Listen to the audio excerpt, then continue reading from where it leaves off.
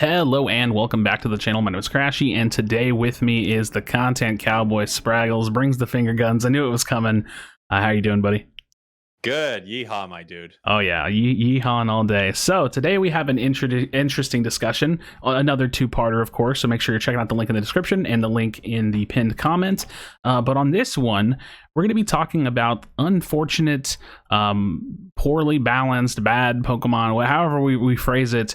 Because there are a few that are noteworthy, and we're going to just kind of share our thoughts why we feel this way, and maybe even some ideas on how to fix them. So what are you thinking, Jake? Do you have a particular one you want to grab out of the ones that we've kind of talked about off screen? Well, yeah, I mean, I think most all of us know the Pokemon we're talking about here. Let's start with one of the Pokemon that has, I kind of want to start with one of the biggest issues, and that's Gengar. Mm-hmm. So Gengar was considered overpowered when the game came out. I've always said it wasn't really an overpower issue, but I do get the nerf. And now Gengar is just in this weird space where it's kind of good bursty. It's not that mobile. Its Hex Sludge Bomb is just kind of blah. You can just take him out while he's doing it. You used to be able to not really hit him, and I understand why that was a problem, but now it's like not only can you hit him, you can just KO this Pokemon while he's trying to do that move. And then if he misses with Shadow Ball, he feels like he's out there on an island. He has no way to escape. It's a bit of a problem. So did I kind of lay out Gengar pretty well, you think? Yeah, I think you really did, and it is unfortunate in the current state of Gengar for sure. Yeah, so I guess my first thought when I first thought about fixing Gengar, I thought they might need to completely rework this Pokemon. That sounds crazy, but it happens in MOBAs where a character just gets completely reworked. They feel somewhat similar to how they used to be, but all of their moves take a new flavor. That might be too much for Gengar, but then I'm wondering if you tune this Pokemon up, all of a sudden people are going to have the same conversations they used to around Gengar. So for the developers, you're almost put in this horrible position where if you buff this Mon, you're going to get the same complaints you got before. Yeah, it's interesting because I feel like a lot of the time whenever I talk about characters that I don't think are very good, I can almost tell you a solution that I would like to at least see tried. Now, granted, anything that's a concept, right, is like I can't test it, but I have an idea for it. As for Gengar, I don't really have a great idea, and the reality, and I think that this often gets overlooked, is that developers don't want to rework characters. It takes time and money to do that. They would probably much rather tune it. But how do you tune this? Where do you go from here? Because if you buff the damage up, oh god, Gengar's broken, and it feels like the character suffers in what I'm gonna call the mid fight. Like you have this burst window, and whether you're doing Sludge Bomb Hex or Shadow Ball Dream Eater, you kind of do that and you're either done for, or you just kind of stand around and you poke around and kite around. Now, that works for different characters like Absol and Talonflame, but it's because their burst is incredibly strong and it's incredibly high, and for some of them, they can stay in and continue to fight and follow up. As for Gengar, man, I really feel like I'm standing around a lot. And I could probably spitball some ideas, but realistically, this character may end up eventually being the one that gets reworked. But I don't know. Do you have any ideas that maybe you wanted to bring to the table? Like I said, I could probably spitball some, but even then would be, a rough draft. I'd love to talk it out. Yeah. And this is, of course, a rough draft, and we don't know what's going on behind the scenes and what other Mons are coming out and how Gengar might actually become more viable. But just given what's going on right now, something you talked about that's very important is you are kind of standing around. And part of that is because when you are near enemies, you get taken out very quickly. Maybe part of fixing Gengar is just making Gengar have a little more sustainability so that if you don't KO someone right away with your burst of Shadow Ball and then, Dream Eater, put them to sleep and such, maybe you're up in the fight, you're autoing a little bit more, you're chasing a little bit more because you have more tankiness. This kind of starts to push the Pokemon into another role almost, but I almost wonder if it needs some sustain because otherwise, Otherwise, I think it almost needs a rework, because I think Yeah. the buff conversation is just going to be a never-ending loop for these developers of buff, he's way too good, nerf, he's way too bad, and you're just going to keep going like this. Yeah, I would like to see, in terms of just number changes, I would like to see the damage tuned up a little bit, but again, we can't go exactly into that situation like you're talking about. And while I do think sustain could definitely be a good way of doing it, the only other idea that I could bring to the table without just agreeing to you is maybe just like hyper mobility, like give the character and this may even require reworks, I don't know, but I was thinking about like let's look at like a couple of the main builds, right? The build choices. You have Sludge Bomb Hex. Maybe the way of dealing with this and making it better is to give Sludge Bomb and Hex an additional charge. Like that would give a little bit more poke to the character. It would give a bit more, oh, well, I can use one Hex to get in and try to burst, and then I can maybe use another Hex to get out. As for Shadow Ball Dream Eater, maybe I don't know if that same thing could actually be a viable option. Maybe you'd have a little bit more poke. You'd have a little bit more potential to like CC and do things from far range. The character feels incredibly committal with little to no return a lot of times. Now you can hit the backline, and I know people see it because it's not like it's not there. You can hit the backline and two-shot someone. It can happen. But when it doesn't, that's the problem. And so a part of me feels like adding some form of hypermobility, like where you get like, I don't know, maybe even something really unique where you're like ghost form after you land an ability and they literally can't hit you for like a second or two while increasing your move speed. Like something really, truly unique to give the character mobility, or just some more freedom with the moves that exist by adding some like additional charges to it. I don't know. I kind of like the additional. Both ideas are fun. I kind of like the additional charges idea, and then they're sort of on a cooldown, very similar to maybe Mr. Mime's barrier, where you stack multiples, but you're not literally going like shadow ball, shadow ball, shadow ball. Yeah. Then people would go, well, this is crazy broken. So yeah, I think that's actually a pretty cool way to maybe fix this Pokemon. It's just tough because this was true of it before, but it's even more true now.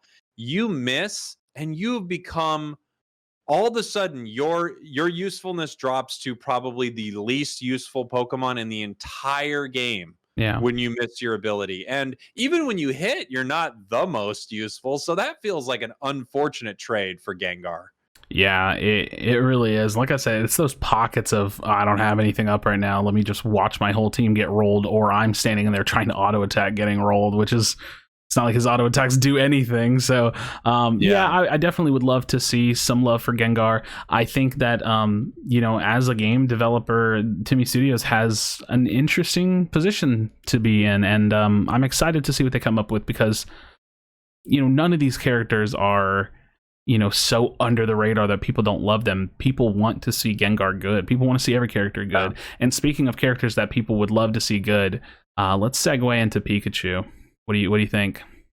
Yeah, I think Pikachu's, for me, it feels like the easiest fix, and it's just that it needs its damage to scale more later. They've got to be careful, because it's actually really good early, and it can't be maybe as good late game where you're just like KOing people with electro balls. But at the same time, at the end of the game, it feels like, or at the end of the match, I should say, like the last like 3 minutes or so, when people are pretty high leveled, it feels like you are doing no damage at all. And that's a big problem. So I just think not changing its sustainability in any of that, I think up its damage, have its ability scale a bit more, and it's already way more viable. Yeah, I think that like they may not even need to upscale the abilities. They could maybe just upscale like Pikachu's actual stats, and then that would hop into those damage equations and would be great just for the later levels, and that could be really, really cool. Another thing that I think could be a decent idea, which again, I'll always spit this out. When it comes to problem solving, there's always multiple solutions to a problem. So it's just spitballing a little bit, not to take away from your idea, because I do think that that's a very clear thing to do. But we know that there are CDR values for different levels on each Pokemon. What if even like Pikachu was one that got like a really high CDR value in the end game? Pikachu, I'm looking at it now, at level 13, 14, and 15 gets 25%. But what if that was something like 35%, 40%, and you're just like spamming out electro balls and with the current damage, that is, because if the current damage right now, the problem that I always say is that Pikachu's damage doesn't really feel like it sticks. You hit someone and they just kind of walk away, and then it's just like, okay, unless you have full combo up and you can get like a one-on-one big burst, it really doesn't feel great. So something unique like that could be cool. Or I think I truly do agree with you. The simplest, most elegant way is just to scale up some of these scaling numbers, whether it be on the abilities themselves or for the actual character. A fun idea with that cooldown is Pikachu's Thunderbolt has some really nice, it has a stun to it. So if you do have really high cooldown reduction and you're stunning more often and electro balling more often, yeah, maybe that fixes the problem right there. And it also makes the Pokemon feel pretty fun, where you're like, oh, I can really outplay the enemy team. I'm stunning multiple people. I think that's a really cool way to fix it's like a Pokemon like that. I see Pikachu, like, let's say hypothetically, and this is again just randomly hypothetical, but let's say Pikachu had like half the cooldown, or like if it had 50% increased cooldown reductions on like 13, 14, and 15. That would be crazy. Thunderbolt would be on like a 4-second cooldown, and Electric Ball would be on like a 2.5 second cooldown, and your damage isn't so incredibly high that you're just one-shotting people. So you would almost have like the 80 carry kind of feel, but in mage style, where you're like kiting, poking, jumping here, poking, like stun under yourself, because they like Absol dives you, stun yourself, you back up, boom, you're ready with another stun. Like that could feel incredibly fast to Pikachu style. I think when I think of Pikachu, I always see him doing his like really quick run, and he'll throw something, and it like, so I could see it feeling like that kind of run and gun style of Pikachu with lower cooldowns, without the character maybe feeling too ridiculous, depending on where it lands. That's got to be balanced and tuned up a little bit. But yeah, I want Pikachu to be viable so bad. The other thing about Pikachu is that he's a great starter for new players. Like it's not maybe it is the easiest Pokemon to use. I don't know. I was gonna say it's not the easiest Pokemon to use, but it might be. I don't know. It might be, but it's a great character. I love the design. I have so much fun when I play it. I really do. Yeah, I totally agree. I think those are some pretty simple fixes, and it needs a little something. The nice thing about Pikachu is it just needs a little massaging late game, and I think it becomes super viable. Unlike this Pokemon that needs some massaging in different areas, let's talk about Gardevoir, because Gardevoir is a bit of a late game monster, but it honestly doesn't even feel like as much of a monster for how long it takes to actually become Gardevoir. What do you think? How might you fix a Pokemon like this? Yeah, I mean, we're obviously leading into another Pokemon that's got a similar issue, and I don't mean to be overimposing or arrogant with my opinion, but I do think it's relevant to the talking point, and I think it's fun to get comments that either agree with me or disagree with me. But a big hindrance for this kind of Pokemon is the evolution levels. They're just so pushed back, and I've even seen a comment that's like, well, it's like this in MOBAs. Like, some characters struggle early game and they're incredibly good late game. I completely agree.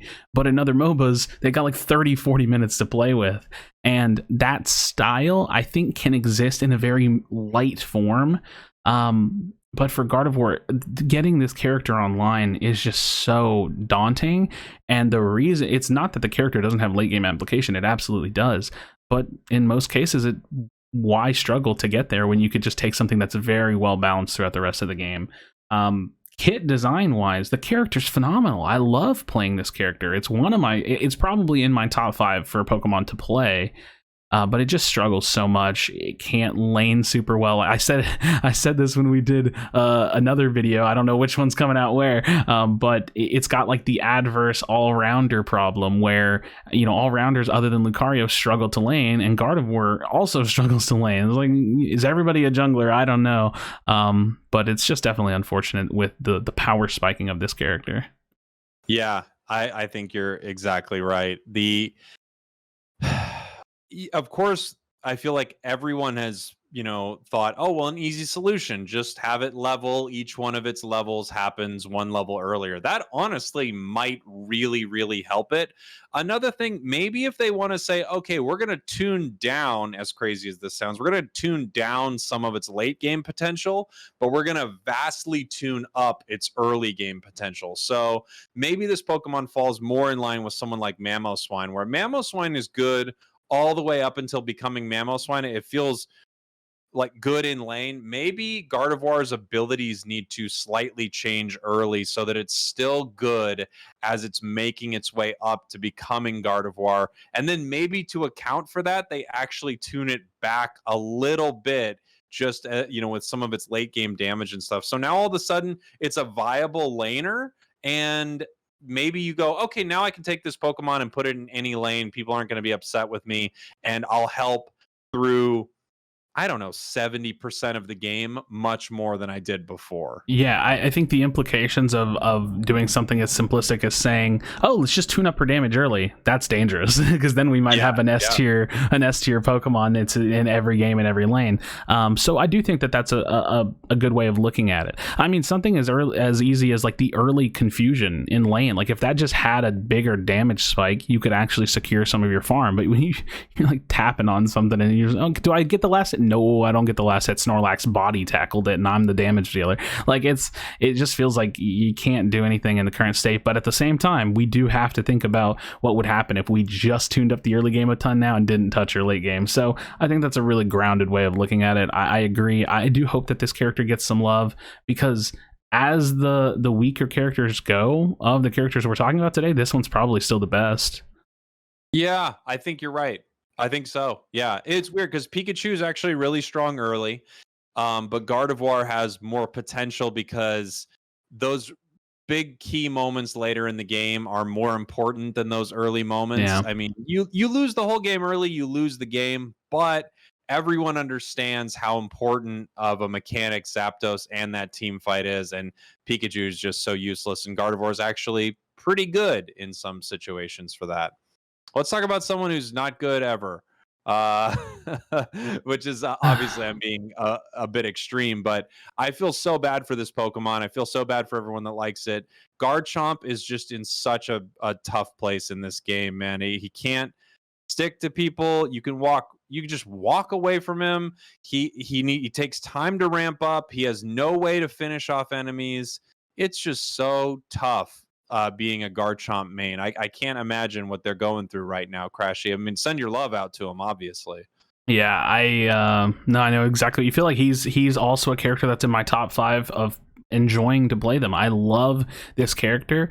I love the bruiser role, the all-rounder role in MOBAs, and this character reminds me a lot of a tank that I used to play in Heroes of the Storm called the Nubarak, and it just is this really fun style of play, but the character just can't survive the style of play. They can't get there. He's too slow. The ramping up to his power spike, like Gardevoir at level 10, is way too slow, and then it definitely doesn't bring the same return that at least Gardevoir gives. And you have this, I used an example recently where it's like Garchomp is like a minigun, and you got to wind up the minigun, and it's got to, and his wind up is incredibly too slow. By the time you actually are online, even in a fight, you're just done for, or getting kited, or they're just literally like, all right, bro, like later, man, we'll see you, like we're gonna run down lane now. And he's just struggling, and I don't think it's as simple as damage numbers. I think a lot of the strength of Garchomp comes from the auto attacks, and I have like a change that I would love to see them do, whereas the however they choose to do it, the stacks fall off way slower, so you get to keep your stacks. But more so than that, I would love to see his stacks be maxed at 4, so it just takes less. You can get a couple off your abilities, and then you just have to attack a couple times. And I would love to see the stacks increase his movement speed. So like each stack is like So stack number 1, 1% increased move speed. Stack number 2, 2% increased move speed. Stack number 3, 3% increased move speed. And then stack number 4 is like 5% increased move speed, where this character is just like, oh my god, he's running me down, and the stacks stay on. He's impactful. We got to find a way to kite this. We have to find someone to lock him down, and then when he pops that Unite move, it's already so impactful that it could actually feel like he's just this monster chasing you. He's such a large character, and he's so cool, but he just doesn't even live up to like the silhouette and the feel of the character.